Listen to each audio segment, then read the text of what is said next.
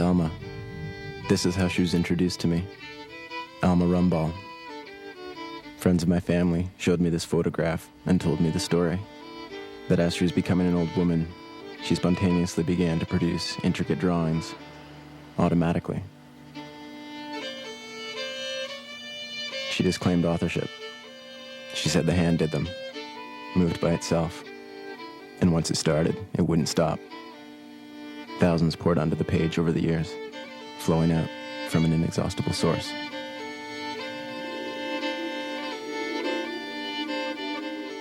And then there were the tapes. An interview with Alma before she died, which began to reveal more of the mystery. Her answers only uncovered more questions. Listening to her lucid voice, I began to be drawn deeper into her strange story.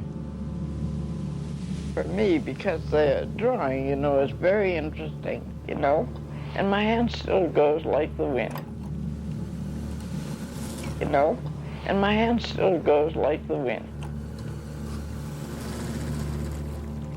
And my hand still goes like the wind.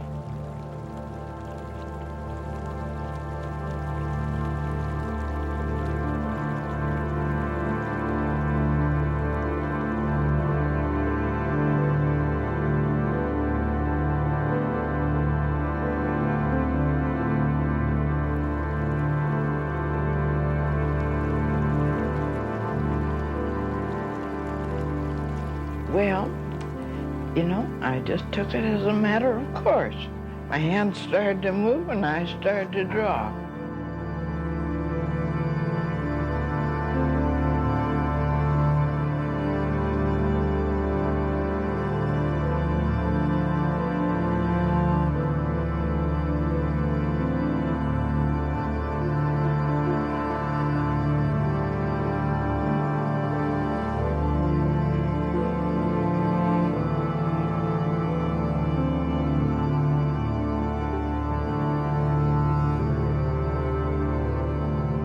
A definitive explanation is impossible, but the drawings offer an entry into a realm of mystery, the realm it seemed Alma inhabited most of her life.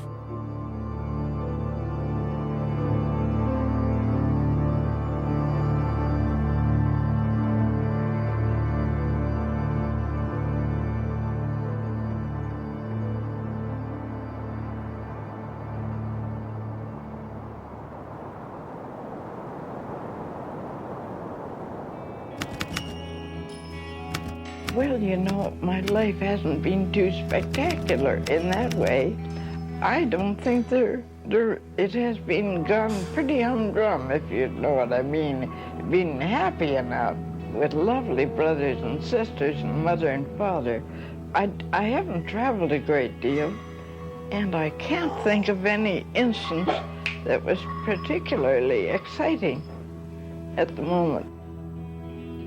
She was very sweet. Just a very sweet, rather distracted, disconnected person. You can't help but marvel at the drawings and wonder how she ever did them. There are few photographs of Alma, and no film footage exists. But we can imagine her. I keep finishing up drawings that are incomplete, and there are a lot of unfinished drawings which must be finished, I feel. And then I could go ahead and make new ones, but I just thought I'd better finish those first. When you look at a drawing, how do you know it's not finished? Well, my hand wants to do more on it, you see, and there may be some spaces that should have color in them. You just know it. I don't know. You feel that you need it. Yes, you feel that it needs something there, My hand goes to work and puts it in. It's a strange thing, isn't it? Well, she could sit and draw and talk to you at the same time. And her hand would move across the page and do whatever it was supposed to do, whether it was the fine work or the large work. She could still talk to you. And she repeatedly said that she sat and watched the hand move. Did you draw when you were a child?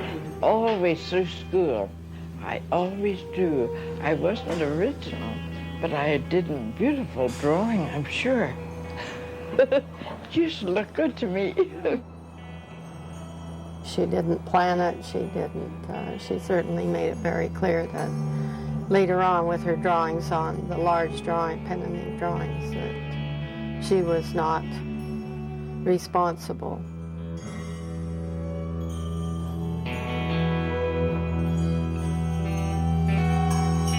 She was born in 1902 and grew up on a dairy farm in the heartland of Canada, northern Ontario, Muskoka, a tiny village called Huntsville. Her family were pioneers in the region. She was raised a devout Christian in the All Saints Anglican Church in the then burgeoning town. The better part of her life was spent in her small cabin on the edge of Fairy Lake. I didn't do a lot of hard listening to some of the things that came from her because she was a little fey. So when she made these statements, you know, you kind of raise a skeptical eyebrow and go on with your discussion. So, you know, I wish now that we'd pursued them, of course, but we didn't. When I first went in her house, there were drawings everywhere. It was a tiny little place, but she had the drawings on the tables, on the chairs, on the Chesterfield, some on the floor, and I was afraid. I remember thinking that her ash might drop on one of the pictures, but she didn't seem to mind. Her house was very interesting because she told me at that time, when I run out of paper, I have to keep going. And so she had designs on the walls and on the floor and on the toilet seat. Well, she told us what inspired her, all right. She said that she was told how to do this and that she was not responsible for any of this. Her hand just went, and she said there were sometimes people up in the corner of the wall, and I'm not sure she used the word people, but there were things up there that spoke to her and told her what to do and gave her a lot of guidance. Well, I was sitting at my table one day, drawing, I guess, and my hand seemed to pick out things by itself and do the drawing the way it wanted to. And I took a new piece of paper, I guess, and started to draw, let it do the drawing, and it did. It made wonderful drawings. So I got big sheets of paper and big packages of paper and started drawing on a page larger than that, just like that, and one after the other. And when I got one finished as well as I could, I couldn't wait to start the next one because there was always something new and interesting, you see? And I hardly had time to examine that when it was finished before the next one got started. Were you surprised at it? Yes, very, very. And it was all so strange, and yet I kept on doing it and didn't give much thought to it because at the time I just had to keep going. But it was very interesting watching what my hand was doing because I had no idea what was coming next. She led a sheltered existence most of her life, except for a spell in Toronto, right before she became reclusive. She lived in a garret, tending to the kilns of a ceramics factory, York pottery. She began decorating the vases here. I wondered, did the rendering of those endless patterns of the factory unlock something in her? Was a channel for a flow of creative energy opened up here? Perhaps it was just that she began to embrace her skills, and through repetition and ritual, a power began to emerge and truly work. But did the form of the spiral over and over release something in her? It was as if her hand reached through the vase into the interior contents. To say that this phenomenon erupted out of the blue would be misleading. Earlier on in her life, before the hand took over, she showed inklings towards precision skill with a quill. She produced a series of seemingly identical pictures of a woman standing on a staircase with a verse etched out at the side. Starry stairs, go thou into thy closet, close the door, and pray to him in secret. He will hear. But think not thou by one wild bound to clear the numberless ascensions more and more of starry stairs that must be climbed before thou comest to the Father's likeness near. She gave one to each of her sisters and other close family members. It was as if it was her way of telling them, marking the choice she had made to let go and enter inside, to go all the way with this drawing, wherever it may lead. When you look at a finished drawing, what is there about it that really pleases you, that gives you satisfaction when you finish the drawing? Well, the strangeness of it, and a curiosity as to what it means or where it, what it indicates, you know, which is all new to me because I have no idea what it's intended to mean at the time. It may come later, you know, I may have, but it's something that's very strange and must be highly spiritual, you know, mostly spiritual things that are being portrayed here.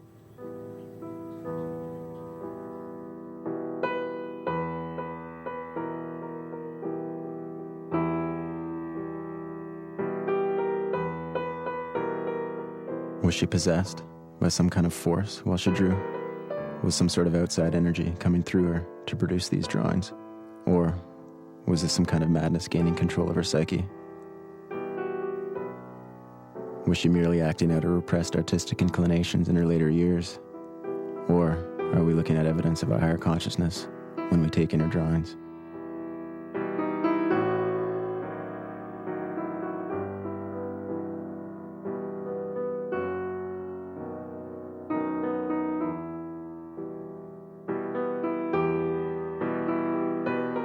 The 19th century English artist, Louis Wain, produced a series of drawings of a cat. Each drawing in the series in turn becomes more and more fragmented into repetitive fractals of infinity. Supposedly, this series is a good indication of the way a schizophrenic mind begins to see.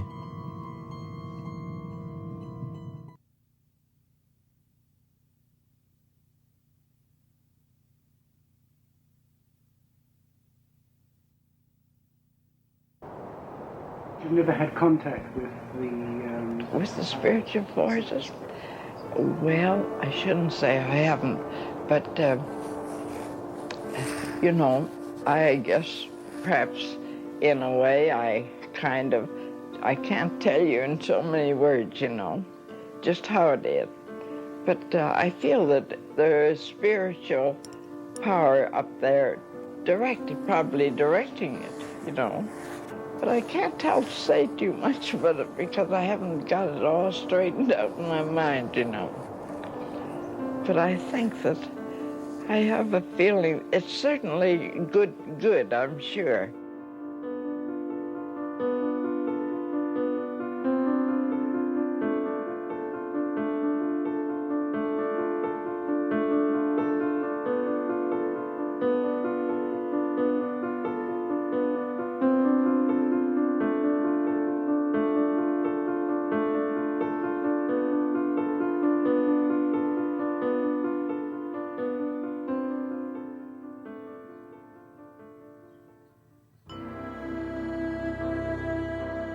Carl Jung would say that Alma had just tapped into the collective unconscious that we all share.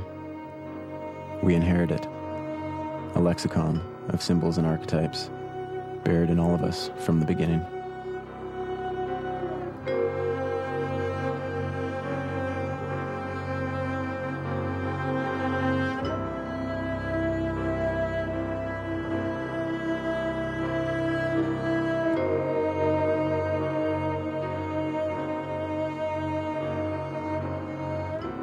Berto, the famous surrealist artist, coined the term psychic automatism. Alma's process was recognized as an example of this by Michael Greenwood, the curator of Toronto's York University Art Gallery, who held her first showing. Automatic art is seen as any image or text, written or drawn by way of automatic movement within a dissociated state, whereby a person could produce works of art without being consciously aware of what they were doing in the moment, or that they had done it at all. In some cases, clairvoyants have claimed to be able to produce pictures of people's deceased loved ones in a similar manner.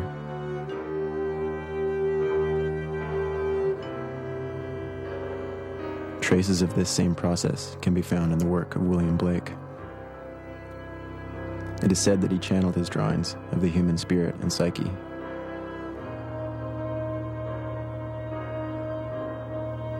And this staircase reminded me of Alma's starry stairs. Looking at Alma's work, Michael Greenwood said that he had not seen a more pure case of psychic automatism since Blake. But you were married, were you? Never married. But also you've lived through the First and Second World War. Yes, indeed.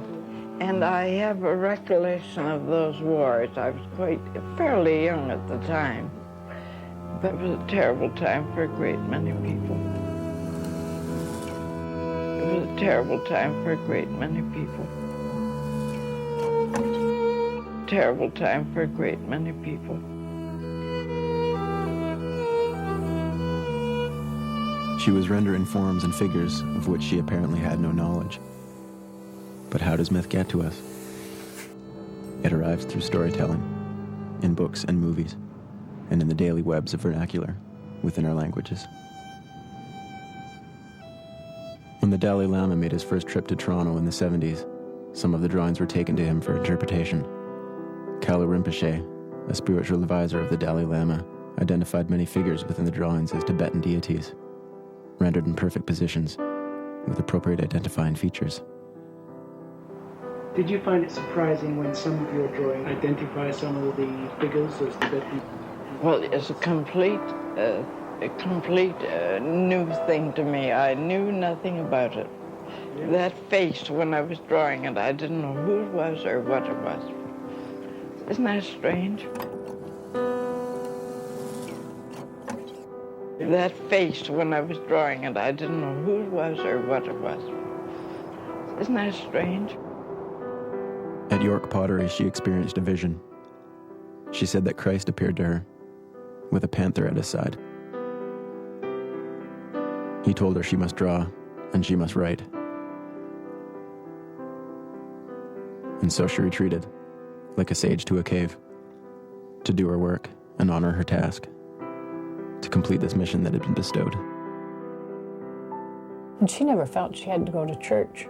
She had all her faith right there and her guidance, and not like the sisters who always believed that you had to be in the church to connect with God. But I don't think she ever felt that way. She just felt that she had all her spirits right there.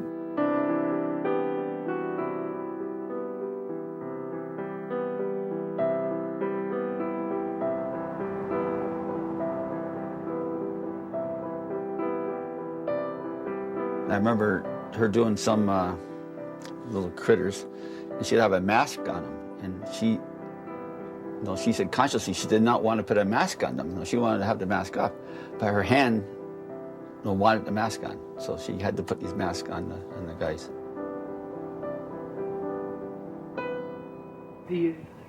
You've been a Christian all your life? Oh, yes, of course. Have you read anything of the other religions at all? No, I know nothing of them. Not very much. I may have read something in the past, but I've forgotten. She did have a Bible that she read. That seems to be one of the few books that were there around.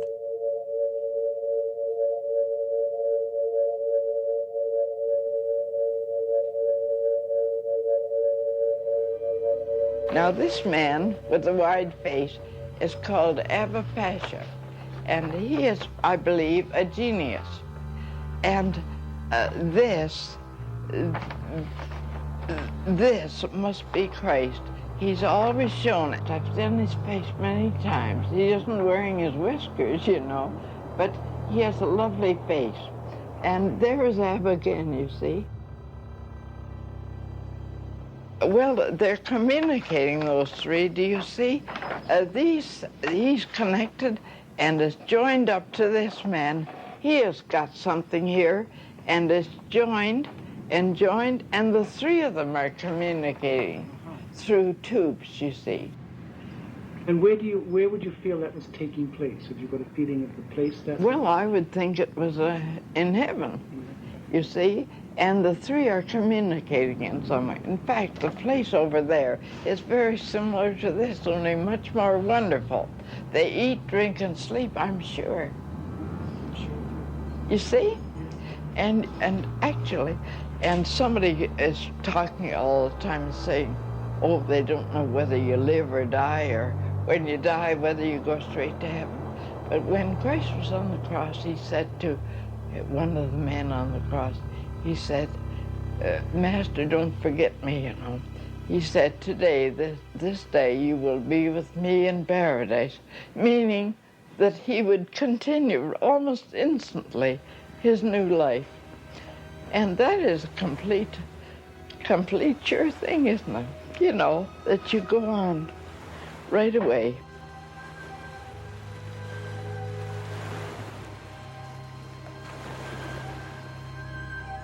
Sometimes my hand does a little writing, explanation of certain things. I haven't done too much writing, but sometimes there was writing at the bottom of certain pictures to explain it, you know, but not too many. I mostly did drawing.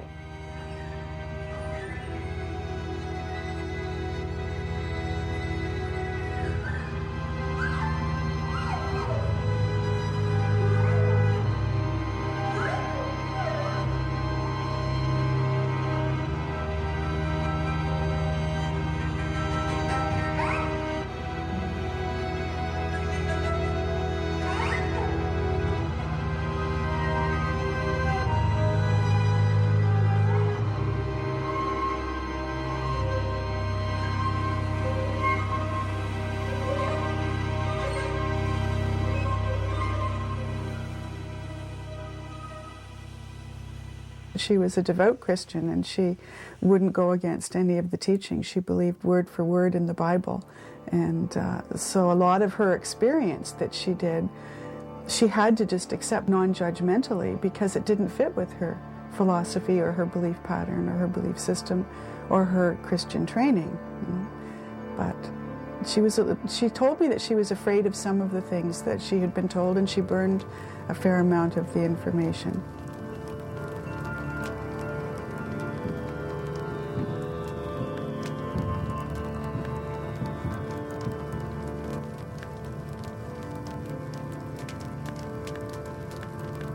Do you believe in reincarnation? Have you thought about those kind of ideas?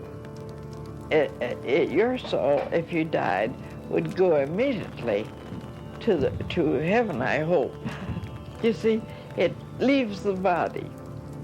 Do you feel it comes back again into another body in another? No, I don't think so. I don't think so. At least I don't like the idea anyway.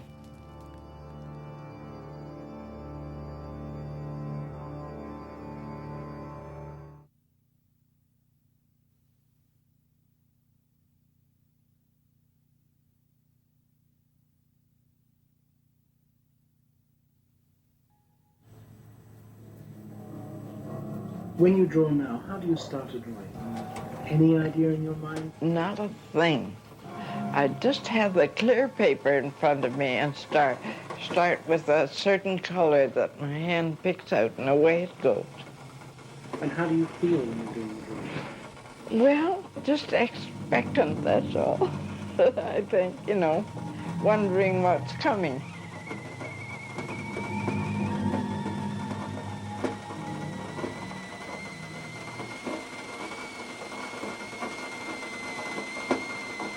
Few years, I'd talk to her, and she would bring it up every once in a while, that, she would mainly see things mostly, and she heard things as well, but she'd see all these images, and that's a lot of the things she drew was the stuff that she could see.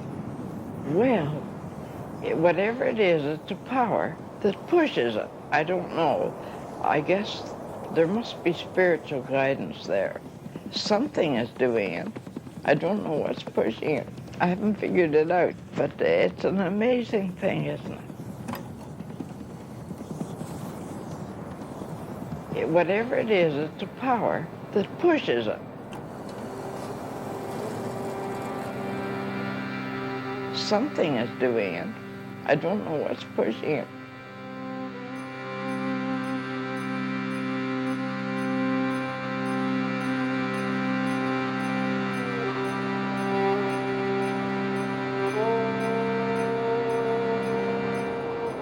I began to think of the drawings as an archaeological exploration of another plane.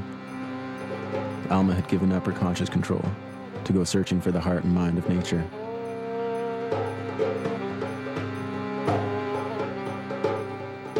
I began to see similarities everywhere, across cultural divides, back to the first human urges to draw.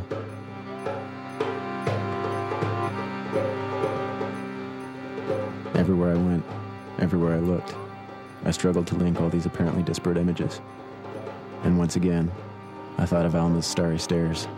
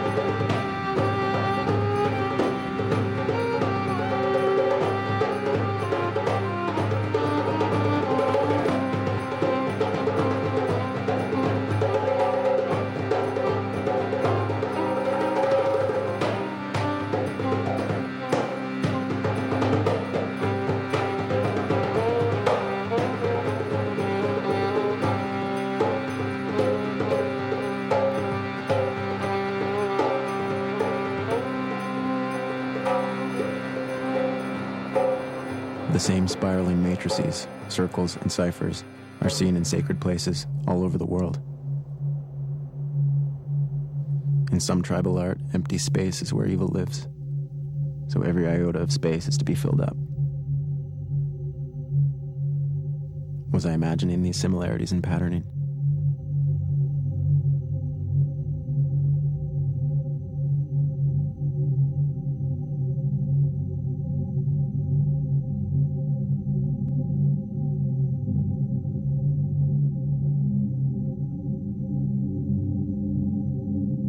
There is, and always has been, a deep desire in our collective mind to reach higher, to come closer to something greater than ourselves. We all yearn for a glimpse of the eternal, to find one's place and one's calling. We yearn for an elevated view of some kind.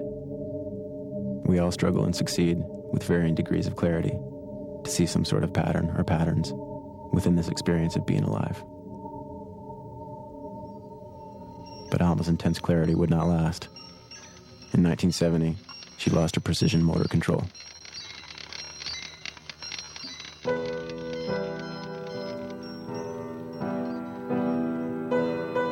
I had my stroke and everything left everything. Everything left everything. Everything left everything. And there are a lot of unfinished drawings which must be finished, I feel.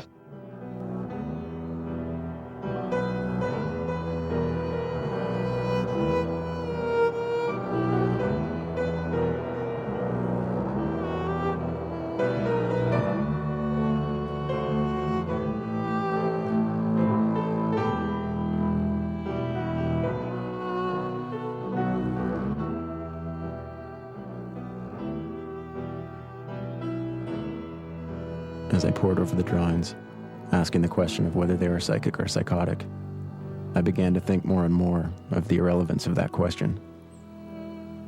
The flood of recurring imagery reminded me of something. The drawings began to feel like liquid, from another realm entirely. Of course, there was another voice in me that dismissed the drawings as mere obsessive anomalies, redundant doodling. Part of me wanted to discount her drawings by saying they all look alike, or that there really is no discernible rhyme or reason. When Alma's nephew and niece showed the drawings in Toronto in the late 70s, no one was interested, except for Carmen Saraceda, a Chilean muralist and one-time assistant to Diego Rivera, now living in San Miguel de Allende, Mexico. I went there to speak with her and see if she could offer any new insight into Alma's mystery.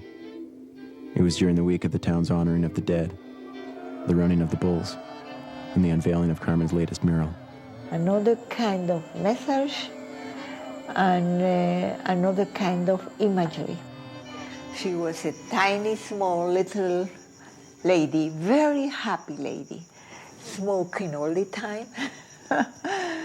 And she was telling me that those paintings were not done by her. They were dictated by a good spirit. The mysterious thing that she was a master in painting. She was knowing things that she has never been studying. That means the basic of painting, composition, color, and design. This was really astonishing for me. And more astonishing was her message. Through her highly imaginative shapes and beings and nature, she was communicating us something from beyond. They come from above. That is no doubt. Any kind of art has that kind of inspiration, even those who don't believe in God. The role of the artist it means, no doubt, to bring light into the society where he or she lives. Not only the town, the country, but the world, the moment where he or she is living.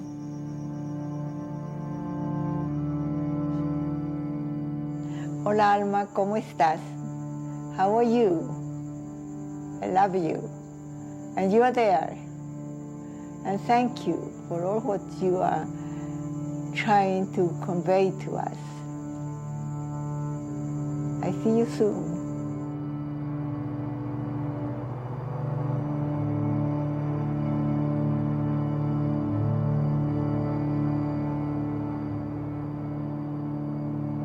In my wildest flights, I imagined that these drawings could have the power to spark new consciousness in those who laid eyes on them. I wondered if they could possess healing properties in their pure meditative substance. What if there was a coded language within the networks of lines to which I hadn't paid enough attention? Perhaps the key to deciphering the drawings was in tuning my attention to the detail within. I thought of the phi phenomenon. Some have called it God's language or God's math. The golden section, a mathematical ratio found everywhere in nature and the cosmos, the law responsible for the inherent balance within things, a divine proportion.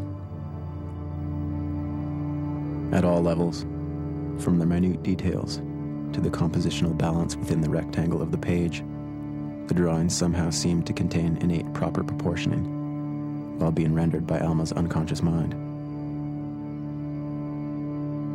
Does the idea of Atlantis have any meaning? Atlantis, not a thing. Have you read about Atlantis? Yes. I read the book, I think, not long ago. It's very nice, you know. It's supposed to be true, I believe. But I had no knowledge of it before.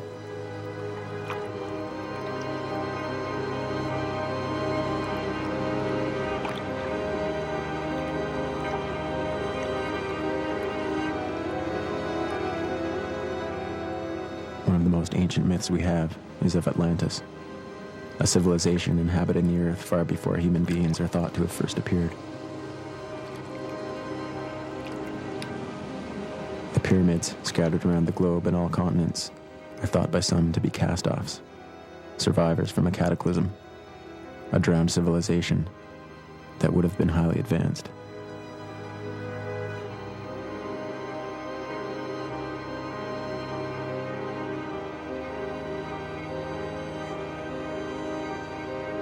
She completed a series of about 100 squares, one after the other, each containing an abstract geometrical drawing in the top half, with scrawled text apparently translating the symbol-based language above. It's a treatise on the lost civilization, warnings of not heeding God's directives, descriptions of the careless, wasteful ways that led to the destruction of Atlantis.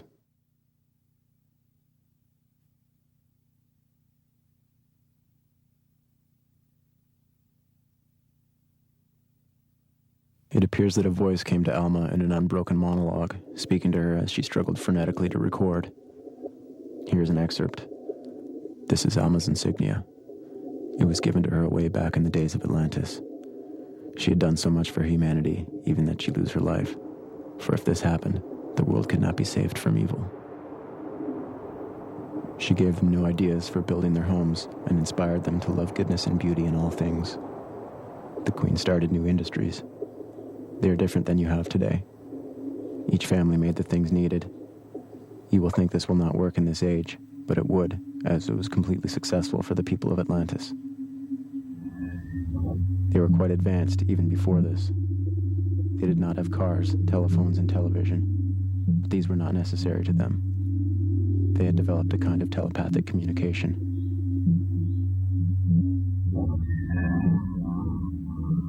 For locomotion, they had atomic-powered wings and flew with very little effort.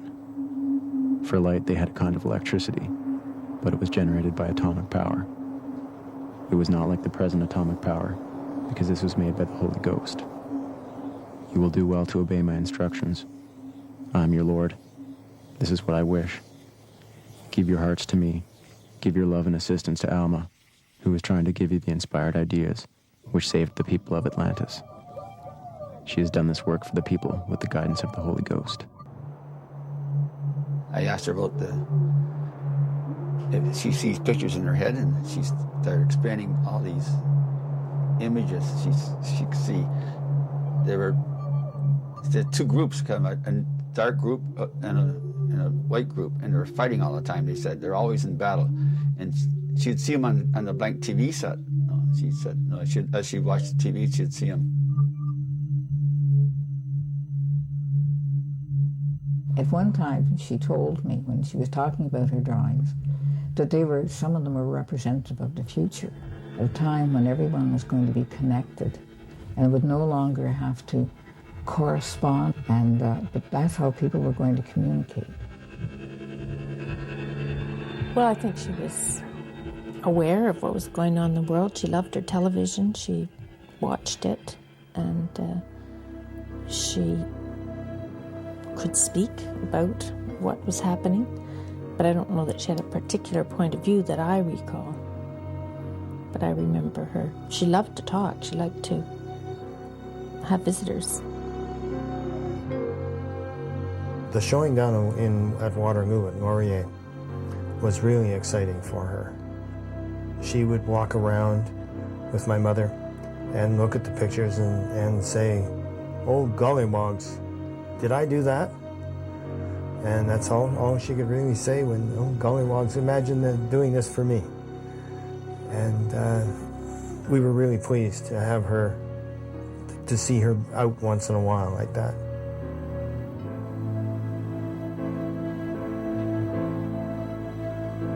Her rich inner life filled her so much that I don't think she felt the lack or the hurt or had the need for family or interaction or relationships on the outer level, because that wasn't her world. Her world was her inner world, and she had very supportive, loving beings that she communicated with on a regular basis. No doubt that not only for me, but for other people, many of those images looks like beings of other worlds, shall we say. Brother beings of our universe.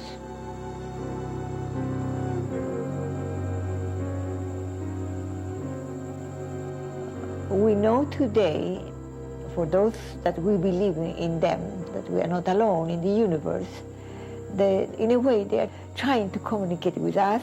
We know what happens in the countryside of England and the countryside of many other countries, even in Canada. Those incredible geometrical drawings that appear there, and we don't know what that means. But it's a kind of message, and we are not prepared to receive them.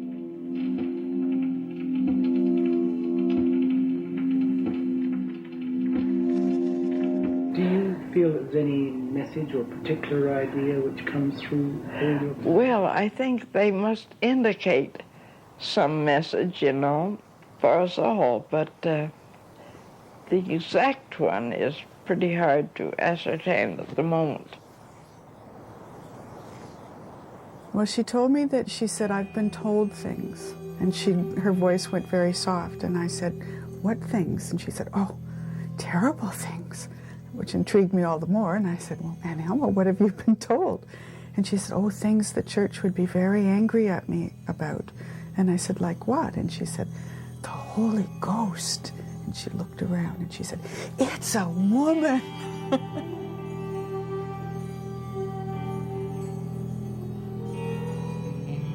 To all my painting. Well, I feel that they're intended to be shown for people to see, and the more they see, the better. And it may convey a message to them too, you know, in some way. More the merrier, and there are a lot. But sometimes I see a certain mischievous glint in her eyes. There is the possibility that Alma was a lot more familiar with the world and its peoples and their art and customs than she let on. Yet the truth of the interconnectedness of things is rendered so clearly within the drawings. Such a simple theme, yet somehow strangely prophetic for her time. Well, I think the intended message, was that her message was peace, wasn't it? And I think it'd be very hard to say you could ever understand them fully. Her explanation was, there's a battle going on in the spirit world as well as the physical world. I'm not too sure about that.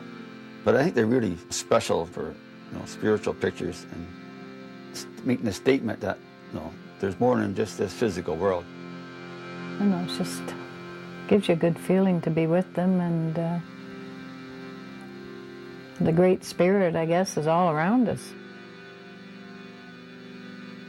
And the role of the artist is that in good times, and especially in bad times. Are we not in bad times now? The whole world is getting in bad times and more bad times. Then there is no excuse. We have to do art to help our people.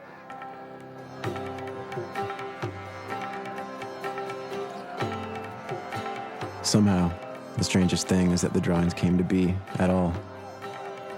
She allowed herself to let go within a community and a culture that was set up to confine and negate her and her visions, letting the world call her crazy if it wanted to. My thoughts on the drawings ran the spectrum through the process of making this film. One thing was always clear. Come hell or high water, she was going to get these drawings out on the page. Her infinite abstract poem to this moment in history. Her story. It seems there will always be a conflict between our rational minds and the desire in us to believe in something beyond.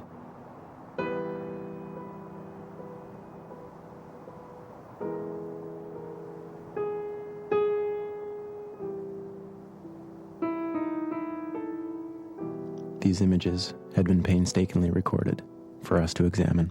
The more I studied them, the more I believed that they demanded our attention.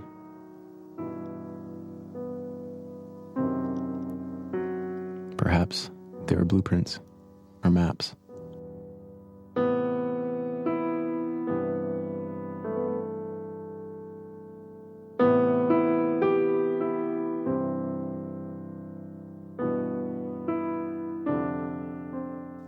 Alma never had any children, but she had her drawings. They occupied her every moment for over 25 years, until her death in 1980. She found fulfillment in the letting go, and in the release, into the infinite, eternal moment, fully participating in this event we call the universe.